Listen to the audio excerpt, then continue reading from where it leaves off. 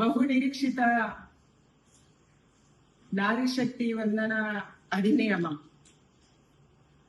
ಮಹಿಳಾ ಮೀಸಲಾತಿ ವಿಧೇಯಕ ನಿನ್ನೆ ಫೈಲ್ ಆಗಿದೆ. ದೇಶದ ಎಲ್ಲ ರಾಜಕೀಯ ಪಕ್ಷಗಳ ಮಹಿಳಾ ಕಾರ್ಯಕರ್ತೆಯರ ಅಪೇಕ್ಷೆ ಇತ್ತು. ಮಹಿಳಾ ವಿಧೇಯಕ ಪಾಸ್ ಆಗ್ಬೇಕು ಅನ್ನುವಂತ ಅಪೇಕ್ಷೆಯನ್ನ ಎಲ್ಲರೂ ವ್ಯಕ್ತಪಡಿಸಿದ್ರು. ಬೇರೆ ಬೇರೆ ರಾಜಕೀಯ ಪಕ್ಷದ ಕಾರ್ಯಕರ್ತರು ನಮ್ಮ ಹತ್ರ ಕೇಳ್ತಾ ಇದ್ರು, ಪಾಸ್ ಆಗತ್ತಾ? ನಮ್ಗೊಂದು ಆಸೆ ಇತ್ತು, ಹೆಚ್ಚು ಸೀಟುಗಳು ಆಗ್ಬೇಕು, ಪುರುಷರಿಗೂ ಅನ್ಯಾಯ ಆಗ್ಬಾರ್ದು, ಮಹಿಳೆಯರಿಗೂ ಮೀಸಲಾತಿ ಸಿಗ್ಬೇಕು, ಇದು ನಮ್ಮ ಅಪೇಕ್ಷೆ ಇತ್ತು. ದೊಡ್ಡ ಸಂಖ್ಯೆಯ ಮಹಿಳೆಯರು ವಿಧಾನಸಭೆಗಳಿಗೆ ಬರಬೇಕು, ಲೋಕಸಭೆಗೆ ಬರಬೇಕು. ಮಹಿಳೆ ಇವತ್ತು ಕೇವಲ ಅಡಿಗೆ ಮನೆಗೆ ಉಳ್ಕೊಂಡಿಲ್ಲ. ಸಮಾಜದ ಎಲ್ಲ ಸ್ತರಗಳಲ್ಲಿ, ಉದ್ಯೋಗದ ಎಲ್ಲ ಸ್ತರಗಳಲ್ಲಿ ಕೂಡ ಮಹಿಳೆ ಬಹಳ ಎತ್ತರದ ಜಾಗದಲ್ಲಿ ಇದ್ದಾಳೆ. ಅವಳು ಪೈಲಟ್ ಆಗಿದ್ದಾಳೆ, ಅವಳು ಡಿಫೆನ್ಸ್ ಅಲ್ಲಿ ಇದ್ದಾಳೆ, ಹೋರಾಟಗಾರ್ತಿ ಆಗಿದ್ದಾಳೆ, ಪ್ರೊಫೆಸರ್ ಇದ್ದಾಳೆ, ಡಾಕ್ಟರ್ ಇದ್ದಾರೆ, ಇಂಜಿನಿಯರ್ಸ್ ಇದ್ದಾರೆ. ದೊಡ್ಡ ಪ್ರಮಾಣದಲ್ಲಿ ಮಹಿಳೆಯರು ಇವತ್ತು ಬೇರೆ ಬೇರೆ ರೀತಿಯ ಉದ್ಯೋಗವನ್ನ ಮಾಡ್ತಾ ಇದ್ದಾರೆ. ಅವರೆಲ್ಲರ ಧ್ವನಿಯಾಗಿ ಅವರವರ ಕ್ಷೇತ್ರದಲ್ಲಿ ಅವರು ಬರಬೇಕು ಅನ್ನುವಂತ ಅಪೇಕ್ಷೆ ಎಲ್ಲ ಮಹಿಳೆಯರಿಗೂ ಇತ್ತು. ಬೇರೆ ಬೇರೆ ಕಾರಣಗಳನ್ನ ಇಟ್ಕೊಂಡು ಇವತ್ತು ಇಂಡಿಯಾ ಅಲಯನ್ಸ್ ಇದನ್ನ ಸೋಲ್ವಾಗಿ ಮಾಡಿದೆ. ಈ ಬಿಲ್ಗೆ ಸಿಗ್ಲಿಲ್ಲ. ಇಡೀ ದೇಶದ ಮಹಿಳೆಯರು ಏನು ನಿನ್ನೆ ಟಿವಿ ಮುಂದೆ ಕಾಯ್ತಾ ಇದ್ರು, ಎಲ್ಲರಿಗೂ ನಿರಾಶೆ ಆಗಿದೆ, ನಮ್ಮೆಲ್ಲರಿಗೂ ದುಃಖ ಆಗಿದೆ. ಆದ್ರೆ ವಿಶ್ವಾಸ ಇದೆ, ಬರುವಂತ ದಿನಗಳಲ್ಲಿ ನರೇಂದ್ರ ಮೋದಿ ಅವರ ನೇತೃತ್ವದಲ್ಲಿ ಮಹಿಳಾ ಮೀಸಲಾತಿ ಬಂದೇ ಬರುತ್ತೆ. ನೀವು ಪರ ಮಾಡಿ, ನೀವು ವಿರೋಧ ಮಾಡಿ, ಮೀಸಲಾತಿ ಬರುತ್ತೆ, ಡಿಲಿಮಿಟೇಷನ್ ಬರುತ್ತೆ. ಯಾಕಂದ್ರೆ ಸೀಟು ಹೆಚ್ಚಾಗಲೇಬೇಕು. ಜನಸಂಖ್ಯೆಯ ಆಧಾರದಲ್ಲಿ ಇವತ್ತು ಸೀಟುಗಳನ್ನ ಕೊಡ್ಬೇಕು. ಅಮಿತ್ ಶಾ ಅವರು ಬಹಳ ಸ್ಪಷ್ಟವಾಗಿ ಹೇಳಿದ್ದಾರೆ, 50% ಹೆಚ್ಚುವರಿ ಸೀಟುಗಳು ಎಲ್ಲ ರಾಜ್ಯಗಳಿಗೆ ಸಿಗ್ತವೆ ಅಂತ ಹೇಳಿ. ಅದಕ್ಕಾಗಿ 50% ಸಿಕ್ಕರೆ ಕರ್ನಾಟಕದಲ್ಲಿ ಕೂಡ 14 ಸೀಟ್ ಜಾಸ್ತಿ ಆಗುತ್ತೆ. 28 + 14.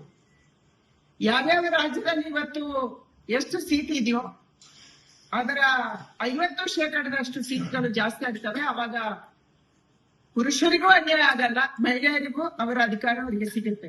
ಇದು ನಮ್ಮ ಅಪೇಕ್ಷೆ ಇರುವಂತದ್ದು. ಖಂಡಿತ ಇದು ಆಗುವಂತೆ ನೋಡ್ಕೋಬೇಕು. ಆದ್ರೆ ದೇಶದ ಜನ ಇವತ್ತು ರಾಹುಲ್ ಗಾಂಧಿ ನೇತೃತ್ವದ ಇಂಡಿ ಅಲಯನ್ಸ್ ಅನ್ನ ಕ್ಷಮಿಸೋದಿಲ್ಲ, ಮಹಿಳೆಯರು ಕ್ಷಮಿಸುವುದಿಲ್ಲ. ದಕ್ಷಿಣ ಭಾರತ ಮತ್ತು ಉತ್ತರ ಭಾರತ ಅನ್ನುವಂತ ಕತೆ ಹೇಳ್ಕೊಂಡು, ಡಿವೈಡ್ ಮಾಡಿಕೊಂಡು, ಪರಸ್ಪರ ಹೊಡೆದಾಡುವ ಹಾಗೆ ರೀತಿಯಲ್ಲಿ ಮಾಡಿಕೊಂಡು ಇವತ್ತು ದಕ್ಷಿಣ ಭಾರತಕ್ಕೆ ಹೆಚ್ಚುವರಿ ಸೀಟು ಸಿಗ್ತಾ ಇತ್ತು. ನಮ್ಮ ಜನಸಂಖ್ಯೆಯನ್ನ ಮೀರಿ ಆ ಸೀಟು ಸಿಗ್ತಾ ಇತ್ತು. ಇದಕ್ಕೂ ಅನ್ಯಾಯ ಮಾಡುವಂತದನ್ನ ಇಂಡಿಯಾ ಅಲಯನ್ಸ್ ಮಾಡಿದೆ. ದೇಶದ ಜನ ಗಮನಿಸ್ತಾ ಇದ್ದಾರೆ, ಮಹಿಳೆಯರು ಗಮನಿಸ್ತಾ ಇದ್ದಾರೆ. ಖಂಡಿತ ಬರುವಂತ ದಿನದಲ್ಲಿ ನಮ್ಗೆ ನ್ಯಾಯ ಸಿಗುತ್ತೆ ಅನ್ನುವಂತ ವಿಶ್ವಾಸ ನಮ್ಗಿದೆ. ಕ್ಷೇತ್ರ ಮರುವಿಂಗಡಣೆ ಆಗ್ಲೇಬೇಕು. ಸೆನ್ಸಸ್ಗೆ ಮೊದಲು ಈ ಬಿಲ್ ಅನ್ನ ತರಬೇಕು, ಡಿಲಿಮಿಟೇಷನ್ ಮಾಡಬೇಕು. ಸ್ಪೆಷಲಿ ಸೆನ್ಸಸ್ ಆಗಕ್ಕೆ ಇನ್ನೂ ಟೈಮ್ ತಗೊಳ್ಳುತ್ತೆ, ಇದು ನಮ್ಗೆ ಗೊತ್ತಿರುವಂತ ಸತ್ಯ.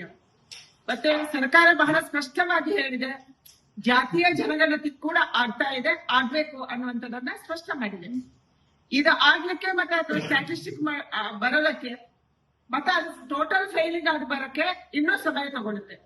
ಅದಕ್ಕೆ ಮೊದಲೇ 2029ಕ್ಕೆ ಮಹಿಳಾ ಮೀಸಲಾತಿ ತರಬೇಕು ಅಂದ್ರೆ ಬೇರೆ ಯಾವುದೇ ದಾರಿ ಇಲ್ಲ ನಮ್ಮ ಹತ್ರ. ದಾರಿ ಇರುವಂತದ್ದು ಒಂದೇ, ಡಿಲಿಮಿಟೇಷನ್ ಮಾಡ್ಬೇಕು. ಡಿಲಿಮಿಟೇಷನ್ ಆದ ಮೇಲೆ ನಾನು ತರಬಹುದು ಅನ್ನುವಂಥದ್ದಿದೆ. ಈಗಿರುವಂತ ಜನಸಂಖ್ಯೆ ಆಧಾರದಲ್ಲಿ ಡಿಲಿಮಿಟೇಷನ್ ಮಾಡಿದ್ರೆ, ಅಮಿತ್ ಶಾ ಅವರು ದೇಶದ ಗೃಹ ಮಂತ್ರಿಗಳು ಬಹಳ ಸ್ಪಷ್ಟವಾಗಿ ಹೇಳ್ತಾರೆ, ಇದನ್ನ ಬಿಲ್ಲನ್ನೇ ನಾನು 50% ಹೆಚ್ಚುವರಿ ಸೀಟುಗಳು ಅಂತ ಹೇಳಿ ಬಿಲ್ಲನ್ನೇ ತರ್ತೀನಿ ಅಂತ ಹೇಳಿ ನನಗೆ 1 ಗಂಟೆ ಟೈಮ್ ಕೊಡಿ. 1 ಗಂಟೆಯಲ್ಲಿ ನಾನು ಪ್ರಿಂಟ್ ಮಾಡಿಬಿಟ್ಟು 50% ಹೆಚ್ಚುವರಿ ಸೀಟುಗಳನ್ನು ಮಾಡ್ತೀನಿ ಅಂತ ಅಧಿಕೃತವಾಗಿ ಪಾರ್ಲಿಮೆಂಟ್ ಒಳಗೆ ತರ್ತೀನಿ ಅಂತ ಹೇಳಿದ ಮೇಲೆ ಕೂಡ ಇದನ್ನು ಸೋಲಿಸಿರುವಂತ ಉದ್ದೇಶ ಏನು?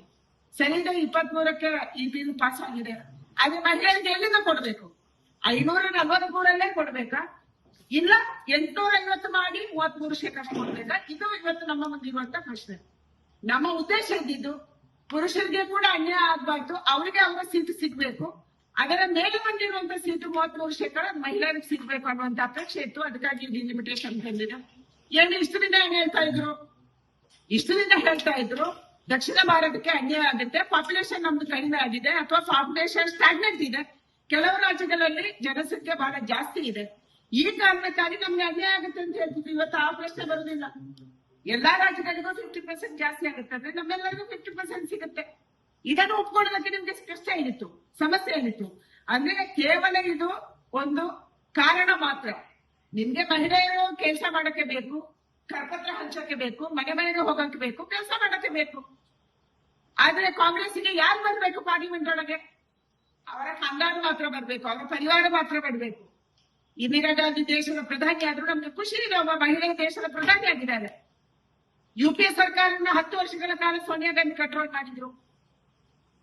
ಇವತ್ತು ವಯನಾಡಿಂದ ಕರ್ಕೊಂಡು ಬಂದು ಮಧ್ಯಂತರ ಚುನಾವಣೆಗೆ ನಿಲ್ಲಿಸಿ ಪ್ರಿಯಾಂಕಾ ಗಾಂಧಿಯನ್ನು ಕರ್ಕೊಂಡು ಬಂದ್ರೆ ಅಂದ್ರೆ ನಿಮ್ಮ ಮನೆಯ ಮಹಿಳೆಯರು ಬೇಕು ಪಾರ್ಲಿಮೆಂಟ್ ಒಳಗೆ. ಲೋಕಸಭೆ ಇಲ್ಲ ಅಂದ್ರೆ ರಾಜ್ಯಸಭಾ ಬೇಕು. ಬೇರೆ ಮಹಿಳೆಯರು ಬರೋದು ಬೇಕಾಗಿಲ್ಲ. ಕಾಂಗ್ರೆಸ್ ಅಲ್ಲಿ 16 ವರ್ಷಗಳ ಕಾಲ, ದಶಕಗಳ ಕಾಲ ಕೆಲಸ ಮಾಡಿದಂತ ಮಹಿಳೆಗೆ ಏನು ಉತ್ತರ ಕೊಡ್ತೀವಿ ನೀವು? ಅವಳಿಗೂ ಅಪೇಕ್ಷೆ ಇತ್ತಲ್ಲ, ವಿಧಾನಸಭೆಗೆ ಬರ್ಬೇಕು, ಪಾರ್ಲಿಮೆಂಟ್ಗೆ ಬರ್ಬೇಕು, ಯಾಕೆ ತಂದ್ರಿ?